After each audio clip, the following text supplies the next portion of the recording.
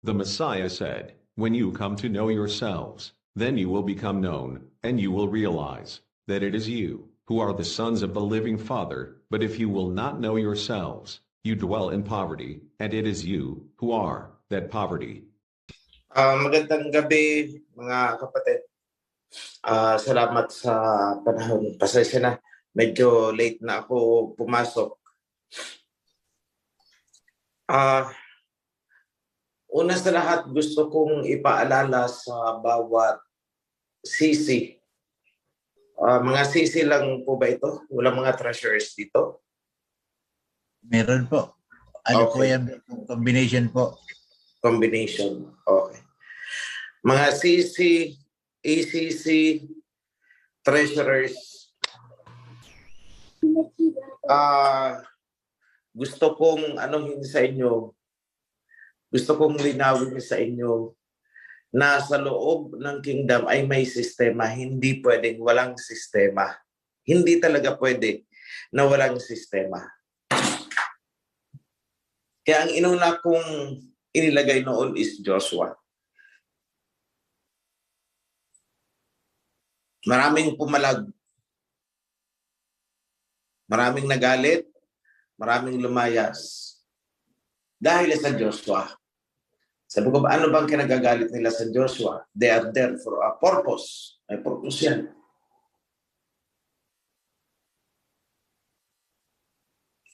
Kaya minabuti ko na hindi mo nabuksan yung isa pang bubuksan ko. This time, bubuksan ko ang ating Commission on Audit. Sila na ang magta-tracking pababa para hindi mahirapan ang treasurer. Then after that, yung Commission on Human Resource and Appointments. So magtataka kayo, bakit nagkakaroon ng mga ganito? Kasi lumalaki na po tayo.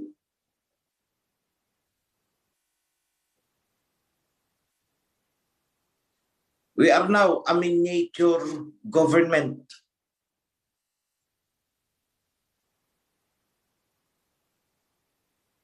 Sabi ko nga, kung magtatayo tayo ng pisikal na opisina, napakalaki na ang kailangan natin. Can you imagine kung ilang officers na meron?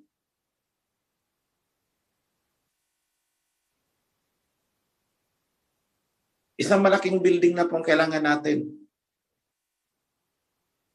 Maraming departments. Baka kailanganin natin ang 10-story building. Nandun lahat ang mga ano. So I will do that.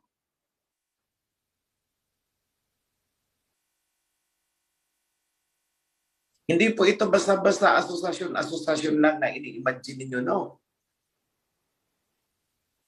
Kapag naupo ang mga officers, kompletong setup, may table, may computer, may conference room, may audio room, may auditorium, na parang sa United Nations. Kaya ba, napakalaki po natin.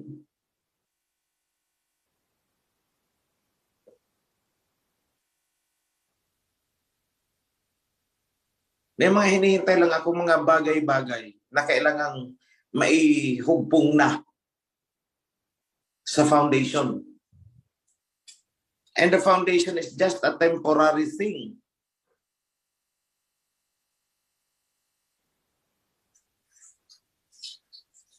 Kumbaga, yan lang ang paunang structure para mabuo ang kingdom legally.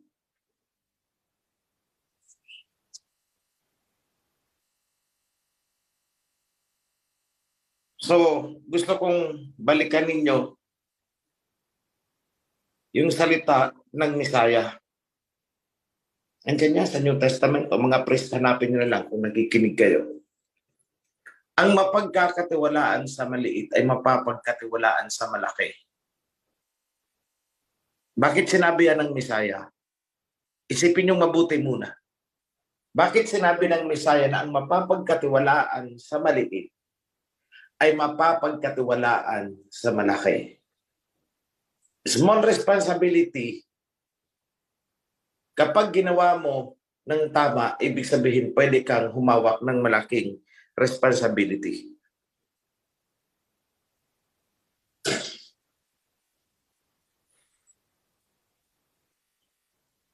Kung pwede ko lang sana sabihin ang mga nakaabang para sa ating lahat, sasabihin ko na. Pero hindi pa pwede eh.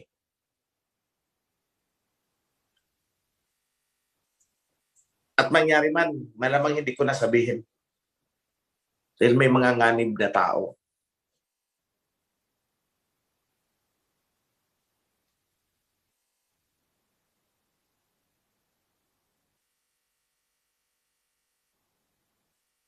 On the level sa inyong local government, you are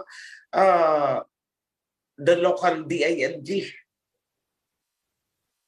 Local government.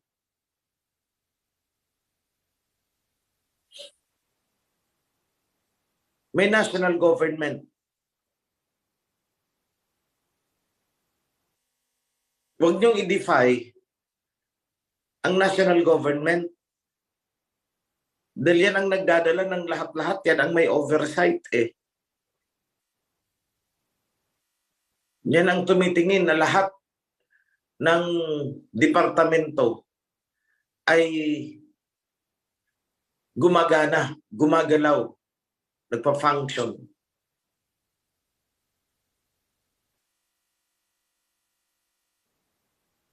Yung gawain ng iba na binabypass ang sistema, hindi po maganda yan.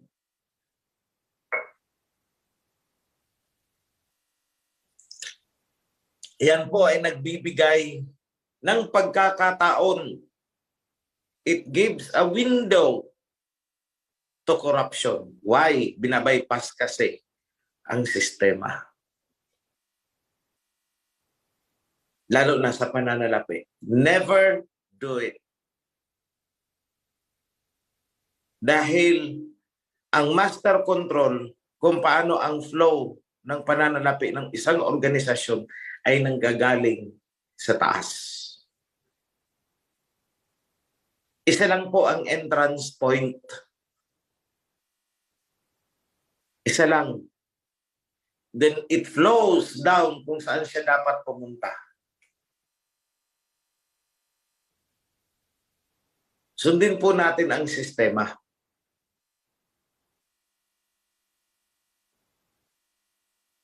May mga pangyayari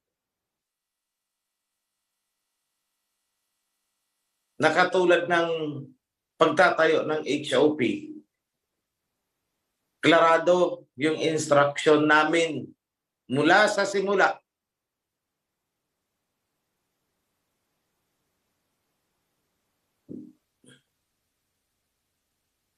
Klarado mula sa simula. Walang tatayo na HOP na hindi alam ng national. Ibig sabihin, mula sa pagpaplano, kasama ang mga department na concerned sa pagtatayo ng HOP. Tandaan nyo yan.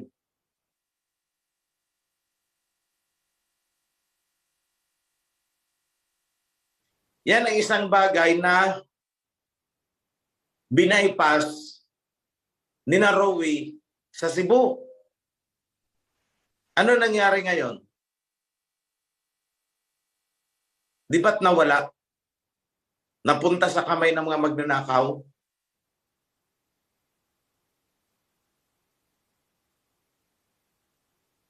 Bakit?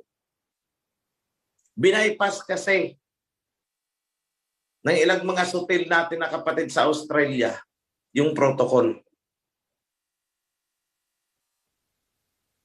Ang pera ay papasok sa national, ipapadala ng national sa local destination para meron siyang paper trail, dokumentado.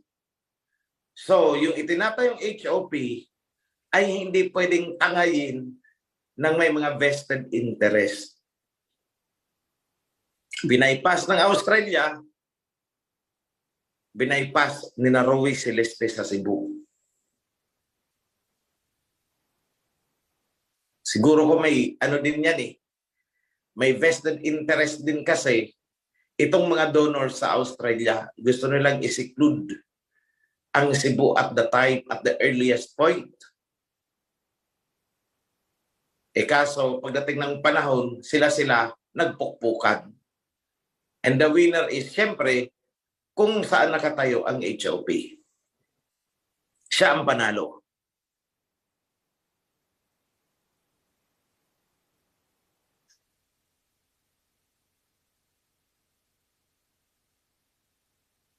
Ganyan po ang nangyari.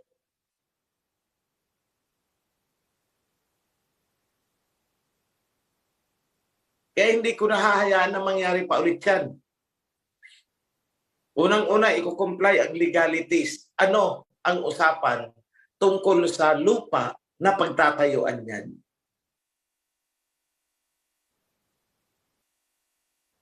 Kailangan may mga documentation yan. Kung pahiram, edi pahiram. Kung pinarerentahan ang lupa, edi rentahan.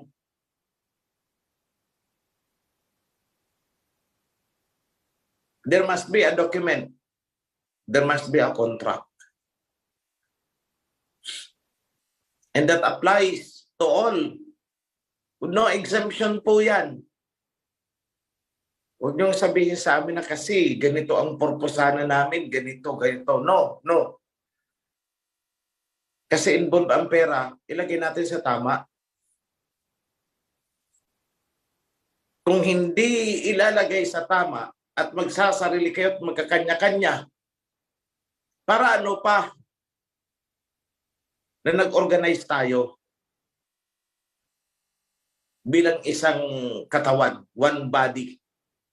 Kung may sariling kumpas pala ang iba. Huwag niyong gagawin na makikipag-coordinate kayo sa nasyonal kung kailangan ang budget. Pag hindi nyo kailangan ang budget kasi nag-solicit na pala kayo kung saan-saan, hindi nyo i-involve ang nasyonal. Para kayong nagmamalaki niyan. Sasabi nyo sa amin, hindi naman kasi kami hingi sa nasyonal eh. May sarili kaming budget. So, hindi kayo magpapaalam. Anong katawag dyan? Kalapas-tanganan.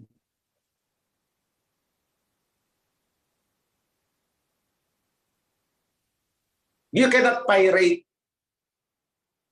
You cannot pirate the teachings to put up your own HOP and your own sekta. Sekta ang kalalabasan nyo kasi. Alam ko na yan eh. Pag meron may ambition dyan, sige, dikit muna tayo sa OHC. Maraming magdodonate sa atin doon. Pag nakapag-donate na tayo ng sekta. Magsarili na tayo. May HOP na tayo eh. Hindi po pwede. Kasuhan ko talaga kayo. I mean it.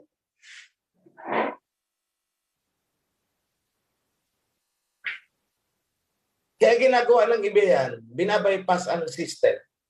Kasi yan ang end goal na gusto ng isang tao o dalawang tao, ilang tao na may vested interest. May teachings na kasi i-adapt ang turo ko. Ano lang ang kulang? HOP. Magsolicit tayo sa loob. Para makapagtayo tayo ng HOP. Pag may HOP na, magmamalaki na. Bakit? Humingi ba kami sa inyo? Sarili namin pera ito Style nyo. Paunang hakbang nyo palang nakikita ko na agad ang direksyon.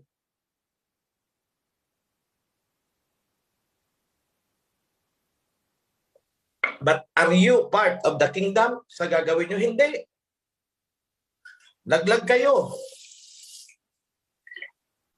Because what you are doing is not the system na itinayo ng kingdom. So hindi kayo part. Hindi ko kayo acknowledge. Nang isasagot ko sa inyo, sino kayo? Hindi ko kayo kilala. Kahit lumubo kayo hindi ko kayo kilala. Paano kayo nagkaroon ng ganyan? Na hindi namin alam. Saan kayo kumuha ng pera? Sabi ay nag-solicit kami. Saan? Kanino? Magkano? Yan ang tanong ko kaagad Bakit hindi namin alam? Bakit nagsarili kayo? So ano, isasagot nyo sa akin? Dahil hindi nyo kayang sagutin, sasama na ang loob nyo. But that is your dead end. Hindi na kayo mag-grow. Hanggang dyan na lang kayo. Tignan nyo, si Romy Celeste, nag-grow?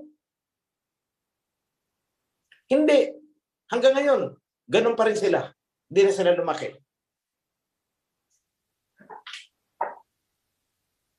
Sino na nagsarili ang lumaki? Wala. Si Pablo, lumaki? Hindi. Kaya anong ginagawa? Mamirata ng member. Kung sinong naandito, yun ang pilit sinusungkit. O ano pala sila? Mga magnanakaw. Nagnakaw ng katuruan. Nagnakaw ng sistema. Para itayo ang isang sekta. Anong spirit meron doon? Espiritu ng kademonyuhan. May priest na rin sila doon. Kung sinong tinanggal namin because of sexual immorality, priest doon. Oh my goodness. Tapos doon kayo magdo-donate yung ibang mga hangal. Kinalaban kami at doon nagdo-donate, doon nagbibigay. See? Ano pala? Ang inaanuhan nila, tinutulungan, ay yung gawain ng dyablo. Wasakin ang kawan. Don't be part of that. Wag na wag kayong gagawa ng anumang bagay na ikakawasak. More so, kapag apektado ang priest.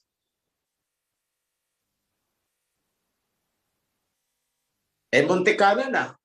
2 priest ang muntik ng matagpas kagabi.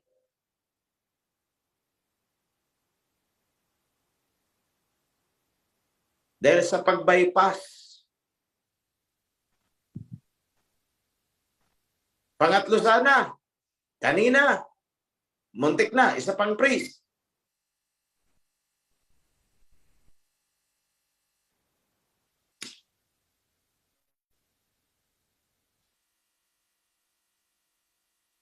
At pag sinabi ko magtatagpas ako, magtatagpas talaga ako.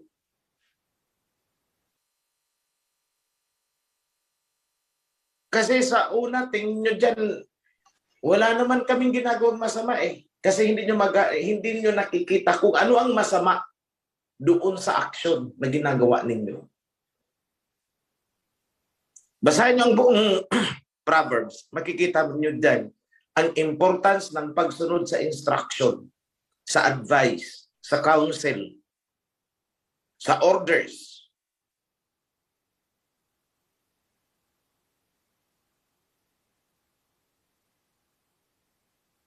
Kapag may mga priest nang galing sa local chapter ninyo, proteksyonan ninyo yan na huwag madadamay, huwag mai-involve sa mga ganyan sistema na binabypass ang system. Bakit? Matatanggal yan.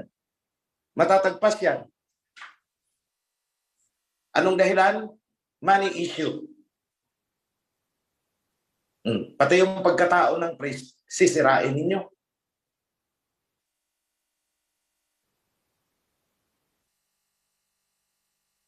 Tandaan nyo ito. Accounting is very jealous. Tandaan nyo yan.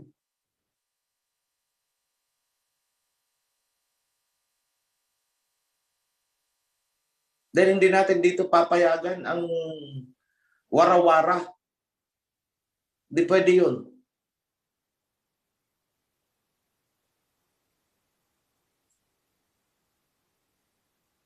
The kingdom will be weakened. Hindi tayo babangon kung kanya-kanya tayo ng galaw.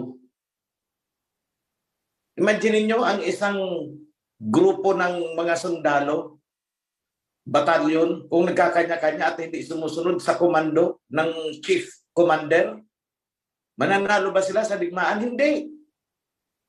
Then hindi synchronized, hindi focus ang kanilang effort. Nagkakanya-kanya eh. May kanya-kanyang prinsipyo eh.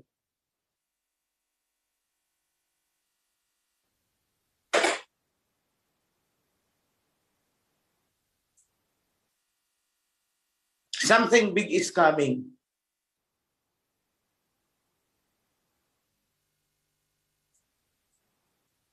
Lahat ng hindi susunod sa sistema, kumbaga ito'y practice pa lang itong ginagawa natin eh. Para pag dumating yung totoo na mas malaki, eh nakaplansya na tayo, nakaplastar na tayo. We are ready to handle. Yan ang purpose ng sistema. Tingnan niyo ang bangko. Pwede bang tumanggap ng pera? Yung janitor? Yung secretary doon? Di ba hindi? Sino ang allowed? Yung teller? Ikaw ang tatanggap ng pera. Exemption to the rule. Yung ibang may system ng bangko na the manager can accept. Pero makikita nyo, diretso ipinapasok sa system.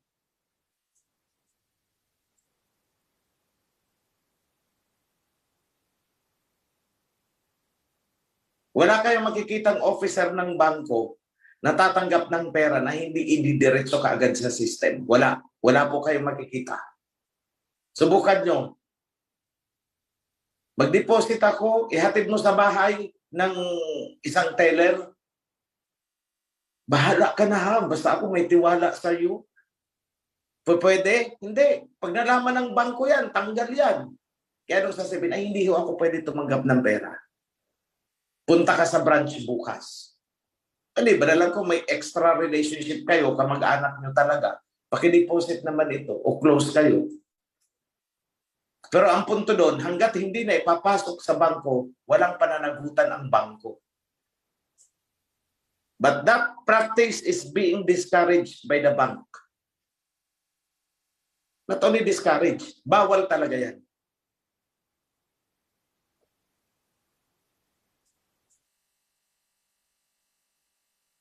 So tayo dito, nagsasanay na tayo ng sistema. Dahil ang heavenly kingdom ay may sistema na mas mataas ang standard kaysa sa mga worldly kingdoms na puno ng corruption. That's why lahat ng butas na pwedeng daanan ng corruption, hindi namin papayagan. There is only one entrance when it comes to financial flow, monetary flow. Only one entrance.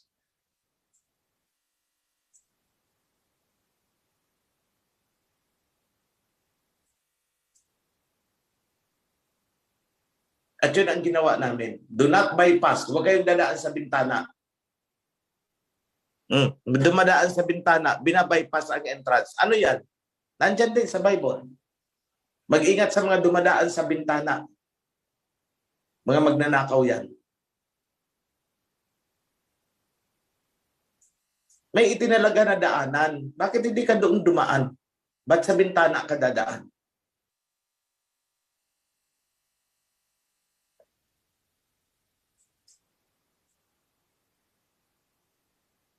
So wag kayong magugulat ha. Bubuksan ko ang Commission on Audit. Magkakaroon na tayo ng COA. Then hindi ko nakakayanin na ako pa. I will put an officer to do this COA pag-audit. I will give the full instruction. At hindi lang pera ang i-audit niyan. Pati mga gamit, mga binili nating mga instruments. Kapag may mga distribution of goods na tayo, sila din ang mag-audit. Kasi bubuksan natin ang livelihood. Ay bukas na ang livelihood. Funding na lang ang hinihintay niyan. Kung may sasakyan tayo, sino ang gumagamit?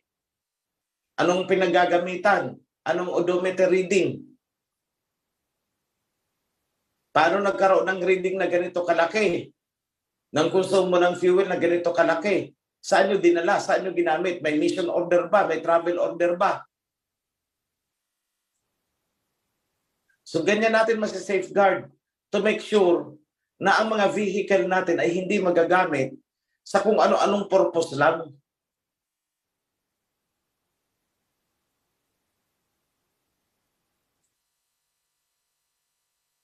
Kaya pati ang huwag sasabihin, halimbawa, naglagay kami dyan ng sasakyan sa chapter ninyo. O kayo na ang bahala dyan ha. Mag-o-audit pa rin ang foundation, ang COA. Hindi nyo pwedeng gamitin yan sa pamamasyal, nag-excursion. Tapos sasabihin nyo, hindi naman kami humingi ng gasolina ah. Ano ka? Computed ng COA kung ilang kilometers ang natakbo bago magpalit ng gulong, change oil, maintenance, etc., etc. Kaya hindi pwedeng laspagin ang sasakyan sa kung ano-anong lang, purpose. It has to be an official purpose. So hindi pwedeng gamitin ng family kung sino natin pinagkatiwalaan dyan na, ay gamitin muna natin, larga tayo sa ganun. Gasolinahan na lang natin, huwag na lang kayong maingay, hindi na dapat malaman ng ano. Nako, wag ninyong gagawin yan. Bakit? Babawiin namin ang sasakyan. I tell you, pag may nalaman kaming ganun. Dahil ang sasakyan, ang ginagastusan dyan, hindi lang gasolina. Change oil, goma, aksidente. Paano kung naka-aksidente kayo? Hindi ba pananagutan ng foundation dahil ang sasakyan ay pag-aari ng foundation, nakapangalan sa foundation? O ano mangyayari sa inyo?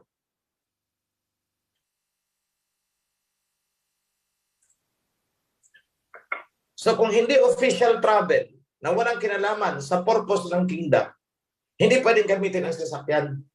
Lahat ng purpose naka-align yan. Hindi kami pwedeng rasonan na kami naman ang bumili ng gasolina eh. Oo, sige, bili ka ng gasolina, kunin namin na sasakyan o tingnan natin kung may mangyari sa gasolina mo.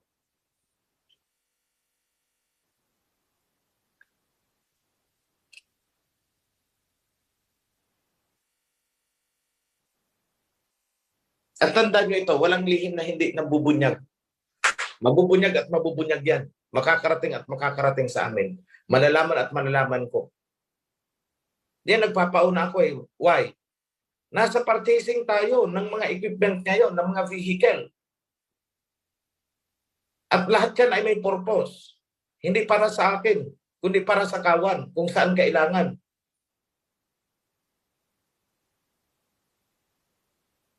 Sisip-sipin daw yung pinaiihi ang gasolina. O binigyan ng nag-request. Pa-full tank kami. Hindi kunwari ginamit.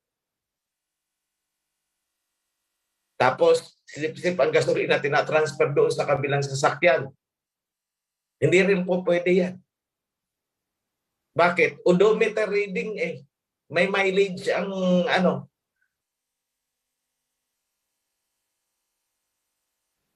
Diba? 1 liter, tatakbo yan ng 16 kilometers. Dapat mag-match yan sa odometer reading. Nagpakarga-karga dito, full tank. O expected yan, tatakbo yan ng ganito. Alam nyo ba na kahit yan si Bro John, inaanuhan ko yan ng mileage, ino-audit ko yan. Kaya na may logbook sa sasakyan. Anong reading ngayon? Sige, full tank mo.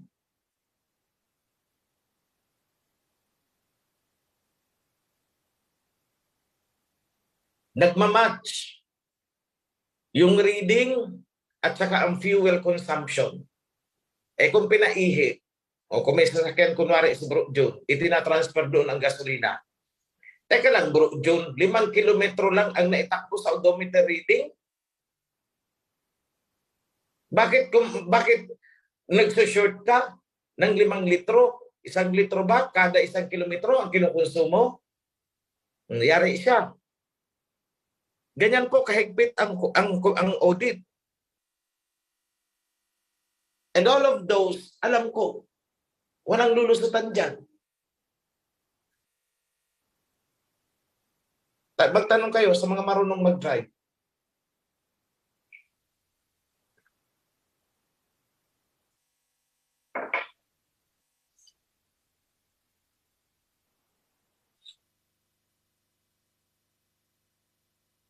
May repair sa makina, hindi pwedeng palitan ng pyesa na hindi namin alam sa taas, hindi alam ng property. Bakit? Lahat brand new yan. Binigay sa'yo. Magugulat kami, bakit ganito ang mga pyesa nito sa loob? Maraming napalitan. Yung pala, kinahoy na. Ay mayayari ka dyan. Sabihin, hindi, kasi nag-breakdown. Bakit hindi mo sa amin sinabi? Bago mo tinanggal. At ang tinanggal mo, ipapakita mo sa amin yan. You see? Kung anong parts ang pinalitan, ipapakita mo ang tinanggal to prove na talagang nasira. At ipapakita mo rin ang ipapalit mo. All of those are being audited. Hindi po pwede sa amin. Ngayon ang iba, siguro ko iniisip niyo, kailan pa kami magkakaroon dito ng HOP? I-satisfy niyo muna ang requirements. Kontrata ng lupa kung hindi i-dinodonate. Kung dinodonate, ayusin muna natin. Dahil hindi na mauulit dapat ang nangyari sa Cebu. Unang HOP na nakaw sa atin. Hindi po yan mangyayari. Kaya ang hindi susunod sa sistema at protocol na ipinapatupad ko, may kalalagyan.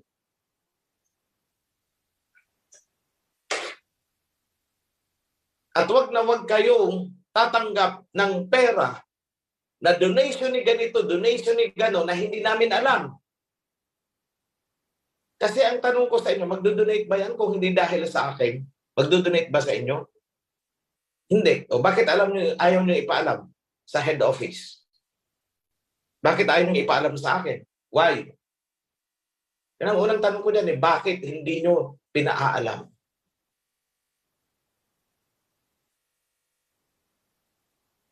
May protocol naman tayo na kung talagang ang donor, ang intention niya is para sa isang chapter, sasabihin niya sa amin, may papadala kami sa head office para ito sa ganitong lugar. Makakarating po yan. Wala namang ibinubulsa ang head office kung talagang doon ang purpose. Pagpapasalamat pa nga namin.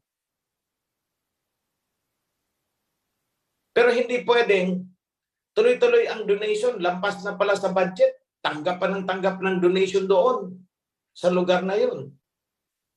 Sana na napupunta. Samantalang ang iba, wala. So we distribute. O magkano ang budget ng HOP na itatayo? 500,000. So ang tatanggapin namin donation, may nag-donate ng 200,000. O ibabawas na namin yan. O ayan, 200,000. Donated ni ganito yan. Andyan na sa inyo. So 300 na lang ang ipapadala namin. Kung hindi kayo nagsabi sa amin, anong mangyayari? Nagbigay na ang foundation ng 500,000 doon, may nag-donate pa ng 200,000. Tanong, saan mapupunta yung 200,000 na di-donate na hindi sa amin pinaalam? Sige nga, mag-isip kayo. Saan mapupunta? Hindi sa bulsa.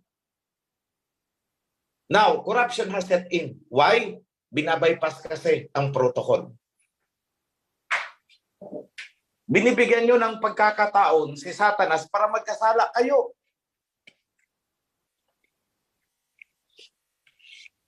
And that is not the purpose of the kingdom.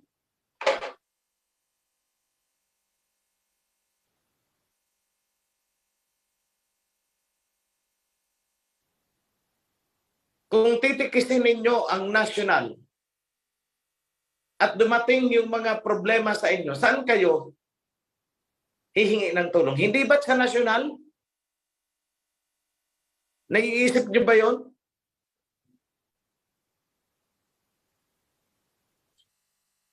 Wag naman yung pagpupunta kayo sa amin ay problema. Pag grasya, inililihim nyo sa amin at gusto nyo kayo kaagad ang masusunod. Hindi pwede yun. Don't do that.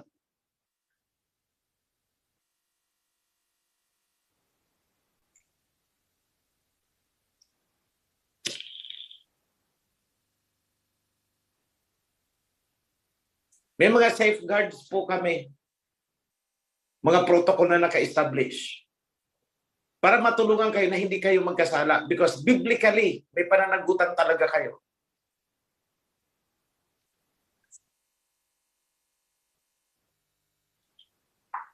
Huwag niyo sasabihin sa amin, wala akong ibinulsa. Maganda naman ang adikay namin para din naman kay Aba. Technical ka po. Anong sabi ng Aba? Anong nasusulat? Makinig at sumunod sa instruction. Ang hindi sumusunod sa instruction ay isang foolish na tao. Foolish, mangmang. May isa pang characterization dyan na mas masakit kaysa salitang foolish.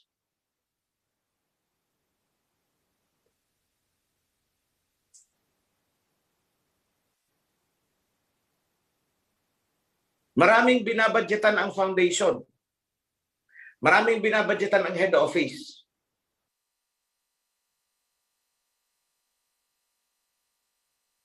That is why we always call for the honest 100% declaration ng inyong mga tithes.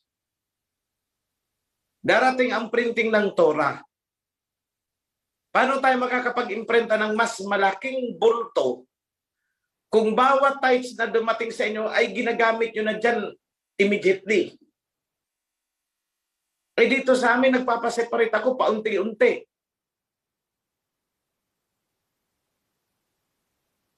Hindi pwedeng lahat bagsak sa HOP. Hindi lang HOP ang kailangan natin. Alam nyo yan.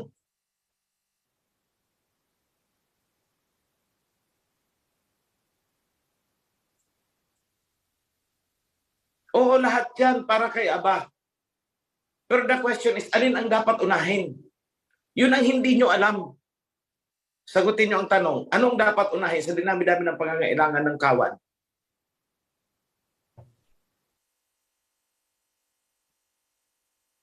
The printing of the Torah, dapat unahin yan. Kahit wala tayong HOP, basta ang Torah may imprenta. Sabi ko nga noon, kahit sa ilalim ng kahoy, pwede tayo magkita-kita eh. Pwede mag-meet and greet. Nangyari yan sa Pangasinan eh.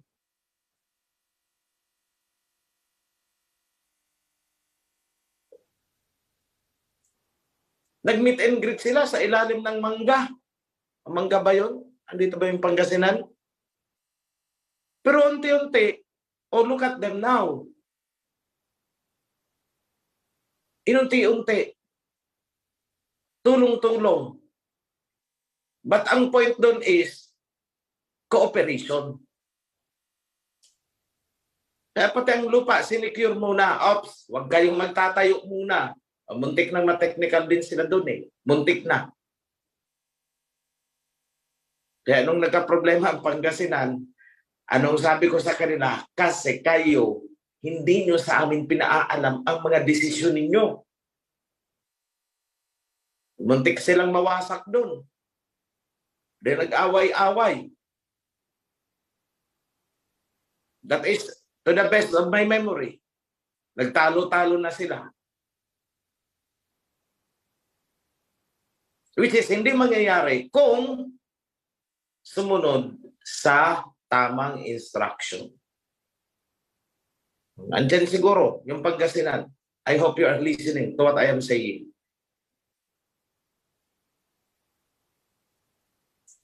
Ngayon, very peaceful sila. Masaya ang kawan. Walang bit-bitin. Walang binibit-bit sa dibdib. Bakit? Kasi naka-align na sila sa instruction. Pinuntahan na sila ni Priest Senin doon. At saka ni Bro June.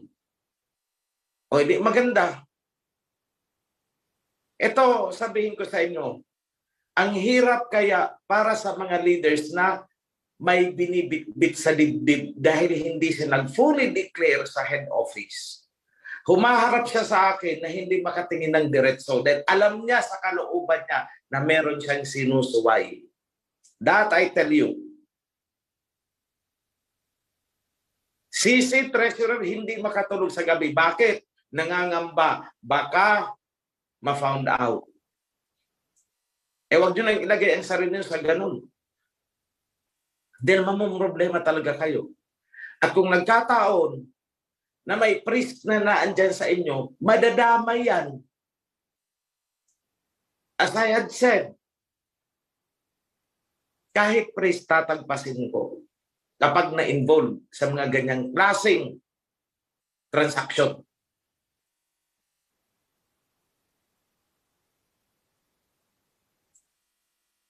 May ibinulusa o walang ibinulusa ang priest, nakinabang o hindi. Basta may kinalaman siya sa pagkakalabag ng instruction, mga nganib yan.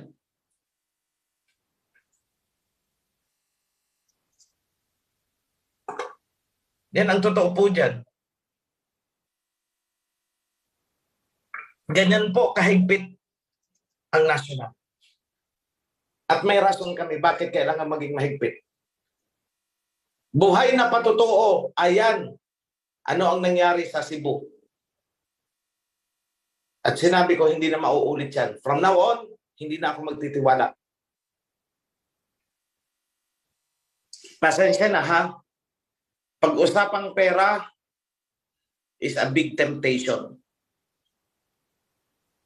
Para hindi ka magkasala, follow the instruction. Huwag ka magsasarili ng decision making mo. May mga panahon, nasasabi nyo, sarili kong pera to eh. Nagbenta ako ng ganito ko, property, at yun ang itinayo ko. O sige, nagtayo ka ng HOP. Tapos bigla, andyan na. May nagpipetisyon na sa inyo. Hinahanapan na kayo, walang building permit. O di, technical kayo. Pinipetisyon na kayo ng mga kalaban ninyo, locally. Anong gagawin ninyo? Hindi ba aakyat kayo sa national? Pinipetisyon kami, ganito, ganito, ganito. Unang tanong ko, bakit kayo nagtayo ng HOP sa lugar na yon? Yan ang unang tanong. Hindi, nagtulong-tulong kami para naman kay Aba yun. Hindi ko sinabi hindi para kay Aba. Ang sabi ko ay hindi kayo sumusunod sa instruction. Technical ka dyan. O ay, ang kawawa naman ang priest Senin, maghahanap na naman ng abogado. Makikipag-areglo o kung ano man. Bakit? Nangyari yan kasi sa katigasan ng ulo na hindi muna nagko-coordinate. Kaya nga may lawyer tayo eh. May legal advice tayo bago sumulong sa isang transaksyon. Para kahit saang butas kayo hanapin, hanapan ng pwedeng ibutas sa inyo ng mga kalaban natin ng mga sekta. Walang pwedeng ibutas sa inyo.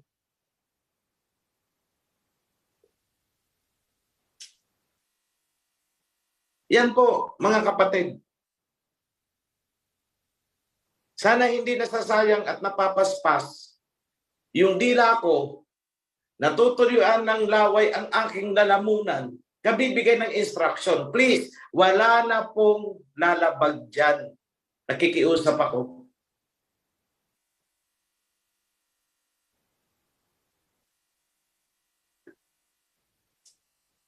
Full disclosure ang hinihingi namin. Full disclosure. Kung malinis ang intensyon, bakit hindi sumunod sa full disclosure?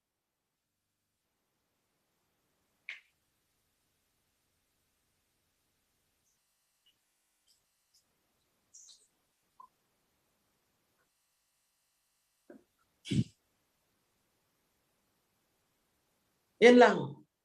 Kami sa nasyonal, wala kaming hinangad. Kundi para sa ikabubuti ninyo. Yan ang totoo dyan.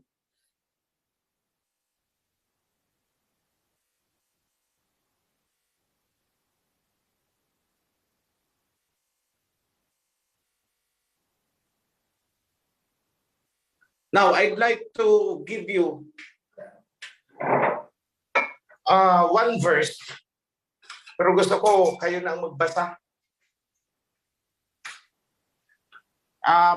Senen, I'll turn over the floor to you. Pakibigay sa kanya yung sa Ecclesiastes. Don't be in a hurry to leave the presence of the king para ma-appreciate nila kung ano ba talaga.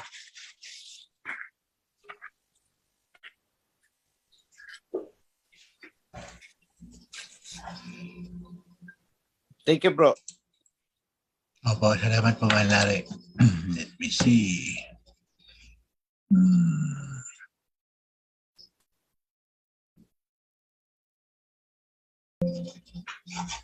Opo. Ecclesiastes chapter 8 verse 2, obey the king. Obey the king's command, I say, because you took an oath before Alahayam. Verse 3, do not be in a hurry to leave the king's presence. Do not stand up for a bad cause, for he will do whatever he pleases.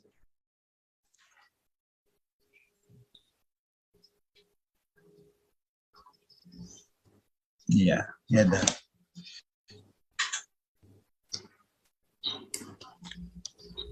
Bro, dato hanggang verse 4 po. Pakibasa daw po. Sige, basahin ko po ulit. Obey the king's command, I say, because you took an oath before Alahayam. Do not be in a hurry to leave the king's presence. Do not stand up for a bad cause, for he will do whatever he pleases. Since a king's word is supreme, who can say to him, what are you doing? Verse 5. Tuloy ko na, bro, John, verse 5. Whoever obeys his command will come to no harm, and the wise heart will know the proper time and procedure. Yan na. 6. Tuloy mo, bro. 6. Verse 6. For there is a proper time and procedure for every matter, though a person may be weighed down by misery. Okay. Okay, opo. Hindi ko makuha eh.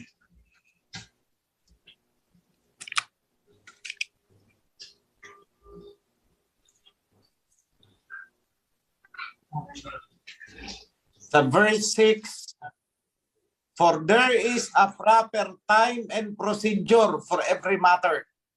May tamang panahon at tamang pamamaraan sa kung ano man ang ninanais natin.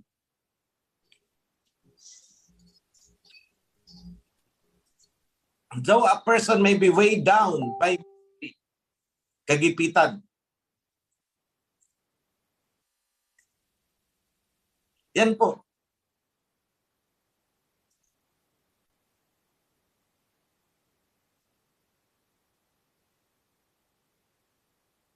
Tingnan nyo, yung obedience. That's why I said full disclosure para alam namin kung paano kami didesisyon. Meron tayong tinatawag na prioritization. Pinaprioritize natin anong dapat unahin.